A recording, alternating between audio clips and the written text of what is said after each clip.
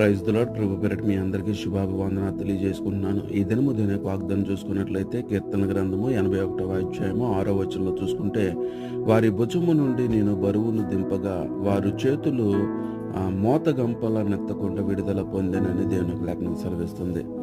దేవుడు మనిషి యొక్క భుజాల మీద ఉన్నటువంటి భారము, పాపము, దోషము, క్రియలు, అనేకమైనటువంటి దేవునికి విరుద్ధంగా ఉన్నటువంటి పరిస్థితులు, మనుషులు మొయ్యలేనటువంటి బాధలు ఏవైతే ఉన్నాయో దేవుడు వాటన్నిటిని దించి మనల్ని స్వతంత్రులుగా చేయాలని, మన బాధలను, మన సమస్యల నుంచి తప్పించాలని, అనేకమైనటువంటి ఇబ్బందుల నుంచి మనల్ని తప్పించి ప్రశాంతతమైనటువంటి జీవితాన్ని, సుఖజీవమైనటువంటి జీవితాన్ని ఇవ్వాలని దేవుడు ఆశపడుతూ ఉండగా, కాదు మాకు ఈ దోషములు మా మీదే ఉండాలి, మా పిల్లల మీద ఉండాలని లేనిపోని శాపాలు మన నెత్తి మీద తెచ్చుకునే వారుగా ఉన్నాం. అటువంటి మన జీవితాల్లో ఉండకుండా